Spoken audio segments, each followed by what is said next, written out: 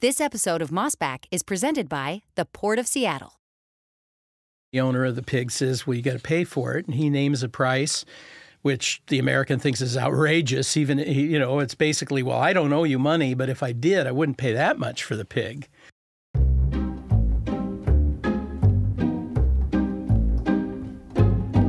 Hey everybody, welcome to Mossback, the official podcast of the Mossback's Northwest video series from KCTS9 and Crosscut. I'm Sara Bernard. And I'm Knute Berger. And today we're looking back at the Pig War, or the time the U.S. almost went to war with Britain over a dead pig on San Juan Island. How would our world be different if that war had taken place? If you haven't already seen the video, we suggest you stop right now, go to the show notes or the show page on crosscut.com and check it out. We'll see you back here in a bit.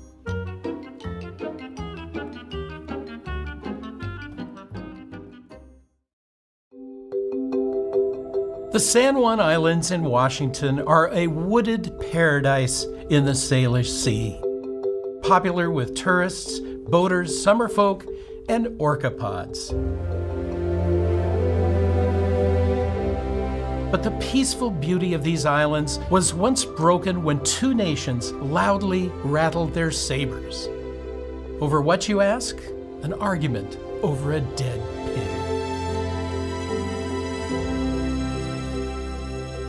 Let's set the scene, I guess. So it's 1859, right? That's right, 1859, and the border between what is now Canada, then part of Great Britain, had been set at the 49th parallel until it came to the Salish Sea, and then the border ducks down so that it includes all of Vancouver Island on the British side. But there was a chunk of that border that the treaty that determined the border was unclear about because it mentions going through a channel through the islands, and the Americans and British had a different idea of where that channel lay. Now, it's important to remember that Great Britain was sort of the first impactful colonizer of what we think of the Pacific Northwest. The Hudson Bay Company had come out here. They'd established forts and trading posts. They built the first farms, the first orchards, the first school, from the standpoint of Europeans.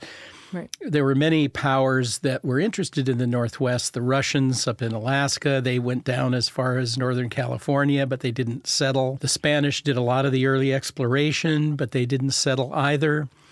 And then you have the Americans, and the Americans tend to come in swarms. So, you send Lewis and Clark out to check things out. We have a few of our American fur traders out there. And so there was a decision early on to jointly occupy the Oregon Territory. And this is essentially Washington, Oregon, Idaho, parts of a few other places. And this is, of course, where all the big fur trade action is taking place. The Columbia River is in there, major waterway. And then, of course, you've got the Salish Sea extending up the BC coast. It's an important area. The Americans and British sort of agree to jointly occupy. But the Americans, with manifest destiny in their minds, and, of course, in the 1840s, there was a strong expansionist, America must grow, and this is our territory. 54-40 fight, some want the border way up, near Alaska. And with the Oregon Trail, you begin to get a pouring of American settlers into the Oregon country, and they begin moving north. And one of the great examples of this is George Washington Bush, a black settler who came out on the Oregon Trail. When he got to Oregon, his party, they realized that Oregon had passed a law banning black people from Oregon. Yeah. And so he and his group, the Simmons Party, they called it, went north of the Columbia River, figuring, well, nobody's going to enforce this law up there. And so they went into what was predominantly British settlement and established the first American settlement on Puget Sound in what's now Tumwater. So that was sort of interesting because they were among the first to begin American expansion, not just into Oregon, but north into the part of Oregon that was where we in Washington State are now. And eventually, the Americans gained leverage in negotiations over who got what. The Hudson Bay Company wasn't really happy about that. They had been in charge of the whole Columbia River region. They'd been at Fort Vancouver. They had Fort Nisqually near what's now Tacoma. And they eventually just get pushed further and further north. Then there's the border discussion. And they don't want to retreat any more than they have to. Mm-hmm. So the San Juan Islands then become this place of potential conflict.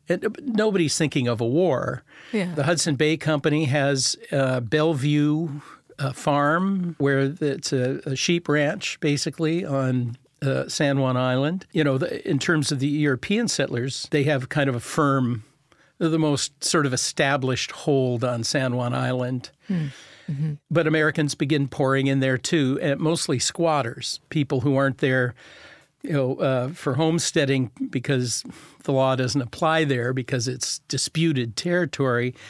But they're taking chunks of land, they're settling down. The British aren't very happy about it. The Americans are like, no, this is ours, and you're not paying taxes. And, there's rumblings for a few years of problems. And, of course, the islands have been familiar and home to indigenous peoples who have been crossing what we think of as the borders. They have been, northern tribes have been coming down. Many of the Coast Salish people use the islands on a seasonal basis, have camps and homes there. The Lummi, in particular, are well known for the islands. Yeah. For millennia, it's been a gathering place, a place of great abundance. And think of the salmon runs and the fish and that kind of thing. So Americans want it for the same reason. British want it for the same reason. And, of course, some of the islands, including San Juan, have large areas of prairie. Well, when you find cleared land like that, which may have been cleared by indigenous people, it may have been cleared for millennia, but because of the weather and because of other, geologic factors. Mm-hmm. But when you find places like that, if you were a colonizer, you're thinking, here's farmland, here's pasturage, that kind of thing. And so the San Juans had quite a bit of that in certain areas, including San Juan Island. So it was seen as a good agricultural property. And there you are. You have a place that two sides want to own. Mm-hmm. Mm-hmm. And, the conflict is mostly on paper or between officials who are going back and forth and squatters who are a rather unruly lot. The island is a little bit of a place where sailors and others come to drink in sort of a little settled area there the Americans have created, which is basically just a little bit of a roughneck kind of village there. And, of course, this is looked down upon by the British, who are looking at more civilized activities. So anyway. So this is the scene on San Juan Island specifically. This is the scene on San Juan Island, which is at the center of this dispute. In June of 1859, things came to a boil when an American settler on San Juan shot a British-owned pig that was raiding his garden. An argument ensued, each claiming to be the violated party. When they couldn't agree on a price for the dead hog, well, the dispute escalated.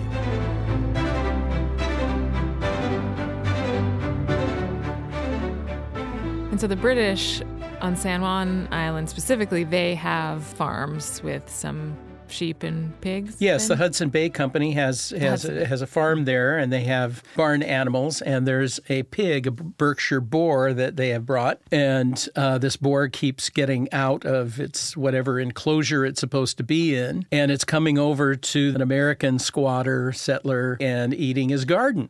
It's, rooting in his garden. And there's a back and forth and keep your pig out of my garden. And it's like, well, why don't you put up a fence? Or, there's some neighborly disagreement. But eventually the American settler gets upset and says, I'm going to shoot the pig if he comes over here again. And the pig comes over and he shoots the pig.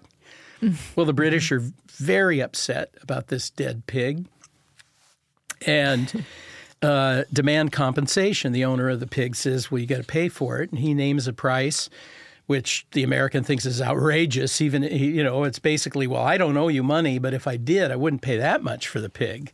Mm-hmm. And this argument ensues. And, of course, it then comes down to, well, who has authority over this area? Right. And the Americans are feeling very threatened. The British have a huge presence. I mean, Vancouver Island is a colony, a crown colony itself.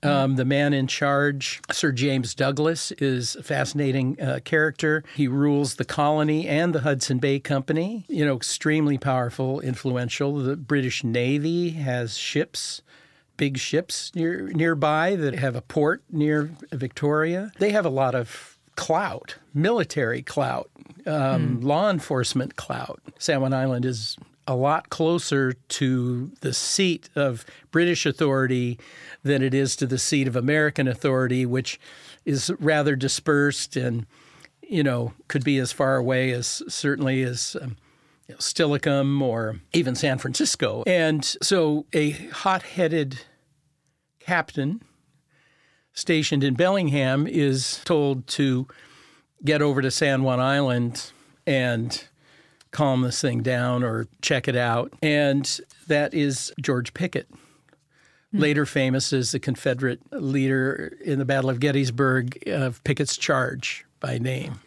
and he's, West Point trained, known as kind of, a hothead and a saber rattler. Well, he goes into San Juan Island determined to fight the British if they come and try to arrest anyone or if they try to assert their authority. He goes in with artillery, which he sets up, camp. And, of course, this is tantamount to an invasion from the British point of view. It's like, well, we're still debating about who runs this place, but we can blow you to kingdom come if we want. Right. And you're coming in with your artillery. And so the British then send in warships, and these are big warships too. I mean, maybe with 32 30-pounder cannons. I mean, they come in and basically let Pickett know that, they're sitting out in the bay and he has deployed his troops in a very vulnerable way. And they're basically like, we could blow you up now. And, Pickett is, well, don't you dare. And then he moves his troops to a position that has much better sort of viewpoint on a hill. But it's all very unfriendly. Sir James Douglas is, wanting to, punish these guys. And he's still bitter about having to give up most of the Oregon Territory. I mean, it's like we've ceded enough to these guys. What makes you think they're going to stop here, So eventually, you have to imagine this is 1859, getting orders to London to find out what they think you should do. For the Americans trying to get information back to Washington, D.C., to President Buchanan, and what do you want us to do, because the guys on site are pretty trigger happy or ready to be if needed. Right. But the British sort of back off a little bit. They seem to, have the cooler heads here in sort of, well, let's not arrest people, let's just stay here, show of force. And it turns out that the Americans have a similar attitude. The last thing anybody wants right now in terms of the government is war with Britain. Mm-hmm. And the idea that it's come to an armed standoff, literally over an argument about a dead pig and compensation for the pig.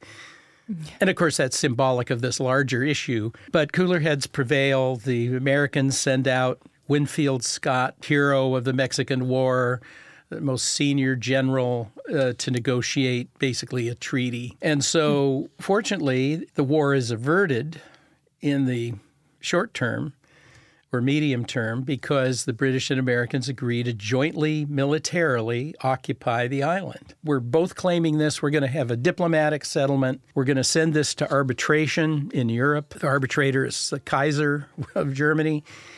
Wow. We're going to have a neutral arbiter who tells us where this border is going to go. And so then it's sort of off stage from San Juan Island It's all in the hands of diplomats, American and British and German and other diplomats in Europe. And they're making the arguments pro and con for different borders.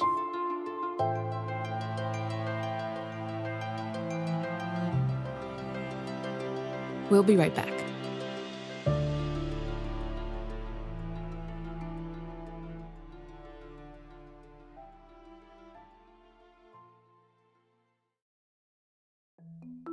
The Port of Seattle has a mission to be the greenest and most energy-efficient port in North America. How? Here's one recent example. The port partnered with the community to construct the Duwamish River Peoples Park and Shoreline Habitat, the largest habitat restoration project on the Duwamish River in a generation, creating 14 acres of critical fish and wildlife habitat while providing public shoreline access.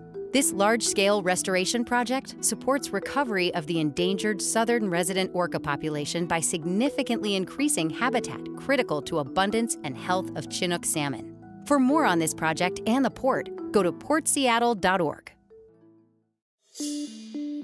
Dreaming of a long-awaited vacation? Take your travels to the next level with Alaska Airlines. They're committed to providing a higher standard of safety and cleanliness throughout your journey. From mask requirements and touch-free options to HEPA filters on board and fresh air every 2 to 3 minutes. Plus, their award-winning loyalty program, Mileage Plan, makes it easy to earn and redeem miles wherever you go, including destinations worldwide, thanks to their One World Alliance membership. If you're ready to land a low fare, next-level care, and the best experience in the air, book now at alaskaair.com.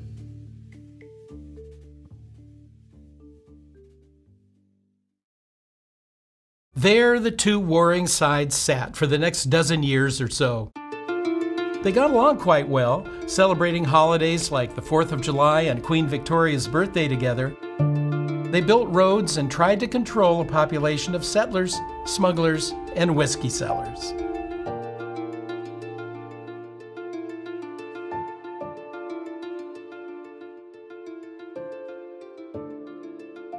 San Juan Island is occupied by these two military camps for a dozen years. Yeah, basically until the early 1870s when the dispute is finally resolved. And it's fascinating because you can go visit those camps. The two camps are part of the National Park Service. Mm-hmm. So they have kind of improved the visitor experience at the camp. They've reconstructed some of the buildings. They give you a sense of what camp life was like for the soldiers who were there. And on British camp at the other end of the island, it looks like something you think the British would create.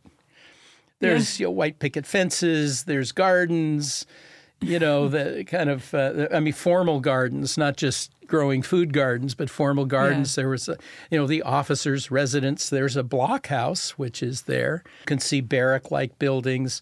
It's on this kind of quiet bay where it was deep enough for ships to come in and resupply the camp. It's not in a place that looks like, they're ready for war. The American camp is like on this bluff, and they have a redoubt, a dirt and stone place where the cannons were emplaced. This one redoubt right at the top still exists, and it's still the original digging and whatnot. It's one of the very few earthen redoubts that actually still exists. During the occupation, there was a road between the two camps was built, basically a military road so they could get supplies in and out, but it also provided a way that both ends of the island could communicate, and the growing population there served them. And the soldiers were very peaceful to one another. They would celebrate holidays, Queen Victoria's birthday, or they would celebrate the 4th of July together with picnics. And so the soldiers and the Royal Marines got along famously, and it was pretty peaceful, which is interesting given the fact that, much of the occupation occurred in the beginning years during America was having a civil war. I mean, right. Pickett, of course, resigned his commission and, went to join the Confederate Army. And there were other officers here that fought for the Union side and left. And so neither country really wanted to go to war during that kind of upheaval. If in diplomatic terms, it would have been, very awkward. I suppose from the British side, you could sort of say, well, the Americans are tearing each other apart. We'll just, we'll just kind of watch, see what happens. So that's interesting. So it's called the Pig War, but in fact, it's actually a story of a war averted. Right. It's the Pig Non-War. It's actually, an example of how not to go to war. There are a lot of different theories that even people in the aftermath of the Civil War about why the American officers like Pickett were really kind of pushing to go to war. Mm-hmm. And there were some conspiracy theories about that. One was that Pickett wanted America and Britain to go to war, so there's two versions of the theory. One is that so the South wouldn't secede because we'd be distracted. One was so that the South could secede and America would be not in a position to prevent it because they'd be at war with Britain. Yeah. That's just one of the theories. There's another thing. Apparently, I was told by a historian who's researched this that Sir James Douglas at least pondered the thought that during the Civil War, Britain just might move back south and reoccupy some of that beautiful land in Puget Sound down to the Columbia River that they had given up. Was this an opportunity? Yeah. Was the Civil War an opportunity to get some of that land back? So these were things that sort of came up. Pickett was a very controversial character. He was, adored by some and loathed by others. And and he, I think he and his superior officer, General Harney, were, I think, suspected of being unhappy when expansion wasn't happening and unhappy when fighting wasn't happening.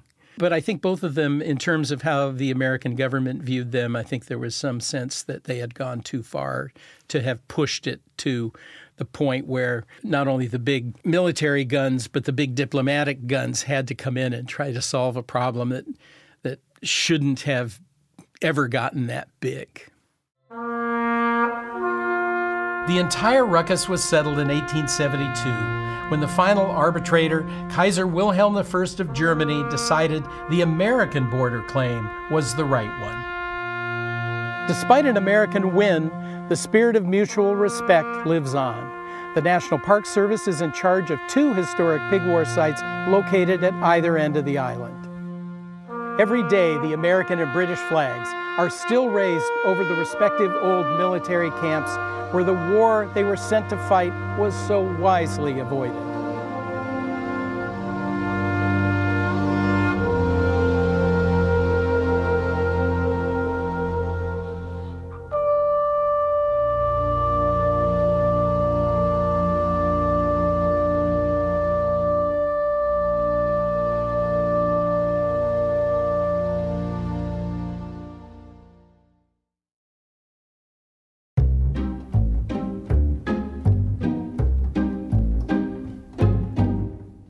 Thanks for listening to Mossback. This episode was produced by Jonah Cohen, and the executive producer is Mark Baumgarten. If you'd like to check out more videos from Mossback's Northwest, you can find them all at crosscut.com or kcts9.org. The video series is now in its 6th season. A new episode airs on Seattle's PBS station, KCTS9, every week through mid-November. You can subscribe to the Mossback Podcast wherever you listen, and whatever platform you're listening on, please review us. We want to know what you think. For more on all things Mossback, go to crosscut.com/Mossback. And if you'd like to support the work we do at Crosscut, whether it's our lineup of podcasts, the live events we host every month, or the in-depth reporting we deliver every day, go to crosscut.com/membership. In addition to supporting our journalism, members receive complete access to the on-demand programming of KCTS9. And being a member means you can sign up for an exclusive weekly newsletter from Knute Berger, where he offers even greater insight into his latest historical discoveries. For the latest political, environmental, and culture news from the Pacific Northwest, visit crosscut.com. Mossback is a product of Cascade Public Media. I'm Sara Bernard. We'll be back soon with another episode.